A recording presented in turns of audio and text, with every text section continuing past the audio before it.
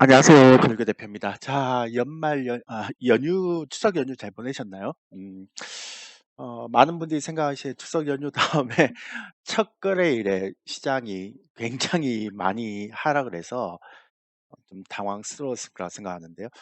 뭐, 어, 오히려 이제 그게 제가 볼 때는 이제 기회가 될 수도 있다라고 생각합니다. 일단은 중요한 것부터 말씀을 좀 드릴게요. 제가 계속 여러분들한테 말씀드렸던 것처럼 3분기는 수급이 굉장히 안 좋았습니다. 그러니까 외국인과 기관들이 전체적으로 한 8조 정도 매도를 했습니다. 그래도 외국인들이 매수를 많이 했기 때문에 이전에.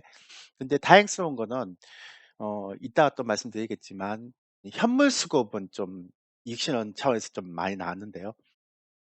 선물 수급 그러니까 현물 수급은 이렇게 한 4조 정도 나왔는데 그렇다고 해서 매수했던 것들에 비해서는 그렇게 많이 나온 건 아니죠.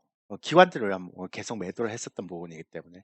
그러니까 지금의 장세를 보면 외국인들이 선물 매도를 통해서 시장의 변동성을 좀 강하게 주는 형태의 흐름이다라고 볼 수 있는 거죠. 어, 코스닥은 오히려 수급이 그렇게 큰 변화가 없었음에도 불구하고 코스피가 떨어지면서 전체적으로 굉장히 많이 떨어졌죠. 특히 2차 전지가 많이 떨어지면서. 그래서 제가 지난번에 한 말씀 드렸는데 길게 보는 흐름에서는 수급이 되게 중요한데 단기적인 어떤 조정이나 이런 것들은 수급을 볼 필요가 없다. 그러니까 선물 수급이 오히려 더 맞다라고 말씀드렸고요. 그다음에 종목들의 흐름 자체를 파악하는 게 더 맞다. 거래량 이런 것들이었거든요. 제가 그 예전에는 펀더멘탈에 대한 부분들을 굉장히 설명을 많이 드렸잖아요. 거시경제라든지 이런 거 설명을 많이 드렸는데 최근에 들어와서 제가 그런 형태의 분석을 유튜브에 잘 안 하죠. 그 얘기는 뭐냐면 올해 초부터 시작해서 그게 잘 안 맞다는 얘기예요. 그래서 그 펀더멘탈이라든지 수급을 보고 들어가시면 이 시장이 하락하는 데 있어서 반응이 좀 늦어요. 그런 것들을 제가 시장 통해서 제가 분석을 하려고 하는 형태다 보니까 그냥 수급은 참조만 하는 거죠.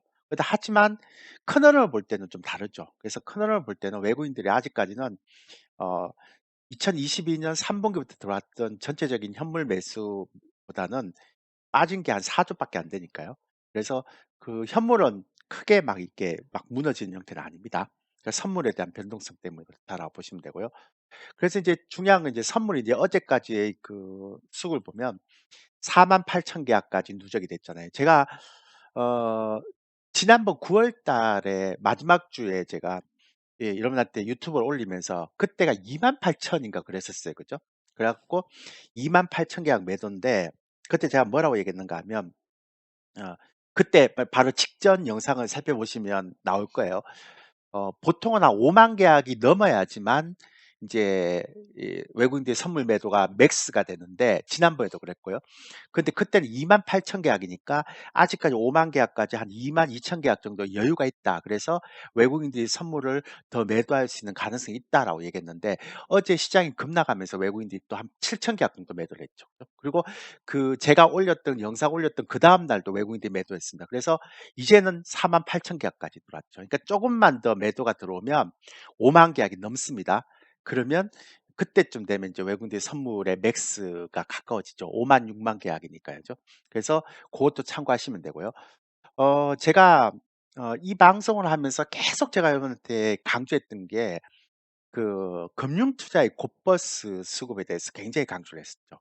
그래서 작년에 1조 정도를 매수를 했는데 올해도 안 판다. 이건 매도니까 파란색이니까요. 그래서 합하면 지금 1조 5천억, 그 1조 6천억 정도의 곧버스 수급을 갖고 있다, 작년부터. 근데 이거는 분명히 중기적으로는 굉장히 리스크 요인이 된다라고 말씀드렸죠. 근데 그러니까 2,600선 제가 못 넘을 것 같다라는 얘기를 계속 했는데 2,600선에서 지금 2,400선까지 떨어지는 과정에서 다시 한번 이게 리스크 요인이 되는 거예요. 그러니까 결론적으로 얘기하면 무슨 얘기인가 하면 이 금융 투자의 곧버스 수급이 급격하게 이렇게 해소가 되지 않는 한 계속 박스권 상단은 막혀 있고 하단은 굉장히 지금처럼 빨리 나오는 그런 시장이 굉장히 좀 이렇게 호의적이지 않은 시장이 계속 나올 수 있다라는 것들을 말씀드리는 거예요. 근데 이제 거기에 대해서 이것만 있느냐? 그것도 아니죠. 제가 계속 말씀드렸잖아요. 그것만 있는 것도 아니고 곧버스 수급도 있는 데다가 인버스 수급까지도 지금 6천억 정도, 그러니까 합하면 거의 한 2조 정도가 지금 금융투자가 매도를, 그러니까 매수를 한 거죠. 해지를 한 거죠. 그러니까 이거는 이제 중기적으로도 굉장히 좀 부담스러울 수 있는 부분이 있는데요. 제가 아까 말씀드렸지만 그런 것들을 어떤 식으로 해서든 소화를 좀 해야 됩니다. 분기별 곧버스를 보면 금융투자가 최근에 계속적으로, 그러니까 3 분기도 사고 4 분기도 사서 이제 9천억 정도가 올라와 있죠. 그죠? 그러니까 분기별로 보면 금융투자가 최근 들어서 굉장히 많이 사고 있습니다. 그래서 이것도 이제 단기적인 수급도 이게 이제 빨리 이익 실현하는 형태의 흐름이 나오지 않으면 굉장히 좀 부담스럽죠. 그다음에 제가 신용융자 얘기했잖아요. 결국은 인제 이게 4 조인데, 그때도 제가 9월 초에 얘기하면서 '아, 신용융자 이거 시장 떨어지면 굉장히 부담이 클 거다.' 왜냐하면 2월 1 일에서 8월 17 일까지 신용융자가 4 조가 쌓였는데 "잘 안 빠진다."라는 얘기를 했잖아요. 그죠? "굉장히 부담스럽다."라고 얘기했는데 최근에 지금 시장이 떨어지면서 보세요. 거의 반대 매매성으로 나오는 거 한번 보십시오. 이러면 이제 결국은 또 개인 투자자들이 굉장히 부담스러울 수 있는 흐름으로 갈 수 있는 거죠. 그러니까 이런 것들은 제가 볼 때는 수급이나 아니면 신용 잔고나 이런 것들이 굉장히 좀 이렇게 시장에서 우호적이지 않은 형태의 흐름이죠. 단 인제 제가 약간 쪼끔 긍정적으로 봤던 거는, 지금 계속 제가 이 얘기를 많이 드렸는데요. 지난번에 2021 년도 제가 고점이라고 얘기했던 이유는 이게 45% 찍었던 게 계속 급락하고 있죠. 그런데 작년에 제가 연말에 괜찮다라고 얘기했던 건 작년 연말인데요. 2010년 연말인데 이렇게 수출 증가율이 급격하게 증가해서 바닥에서 이렇게 최악의 형태의 국면을 갖잖아요. 그죠? 그러면서 시장이 올라갔습니다. 근데 올해 제가 또 여러분한테 말씀드린 게 생각보다 플러스 영역으로 잘 안 올라온다. 굉장히 특이하다 이게. 그래서 이 16도 찍고 마이너스 15도 찍고 16도 찍는데 이 16 이하로는 잘 안 떨어지고요. 그리고 지금 2달 연속으로 이렇게 이 수출 증가율이 줄어들죠. 그래서 인제 보면 '아, 대충 이 정도면 이제 올해 연말 정도에 한번 플러스권은 돌겠구나.'라는 생각을 하고는 있습니다. 근데 아직까지는 플러스를 돌지는 않았기 때문에, 또 수급도 아까 굉장히 부담스럽기 때문에. 근데 보통은 제가 항상 여러분한테 말씀드리잖아요. 보통 이럴 때 고점을 예 해야 되고요. 이럴 때 저점을 이제 얘기를 해야 됩니다. 그러니까 미리 선제적으로 예상을 해야 되는 거지, 벌써 떨어지기 시작하고 올라가기 시작하면 그때 늦죠. 그러니까 반응이 좀 에 처지기 때문에 그렇습니다. 그래서 제가 그 주간 시장을 좀 정리를 해 보면, 제가 생각하는 주간 시장을 보면, 제가 9월 달도 그랬고요. 특히 10월 첫째 주가 큰 하락 변동성을 좀 조심해야 된다. 그런 얘기를 제가 계속 말씀드렸잖아요. 우리는 연휴 이후에 에 이 해외 증시가 다 어떤 형태로 들어오는 것들이 우리가 한 번에 이게 반영이 되기 때문에, 그리고 10월 첫째 주의 시장 흐름이 연말의 방향성을 결정하는, 그러니까 연말하고 내년 초의 방향성을 결정하는 굉장히 중요한 어떤 흐름이 된다라고 말씀을 드렸죠. 근데 이제 만약에 어 9월 달에 하락이 크게 안 나타나고 나서 10월 달에 이렇게 큰 폭의 하락 변동성이 났다면, 저는 어 시장의 조동 가능성을 좀 더 높게 볼 텐데요. 이제 10월 달, 9월 달에도 굉장히 크게 조정받았고 10월 달 첫 주부터 큰 하락 변동성이 나왔기 때문에 이거는 이번 주 좀 봐야 되겠지만, 어 그래도 제가 생각하는 최악의 시나리오는 아니다라고 볼 수 있고요.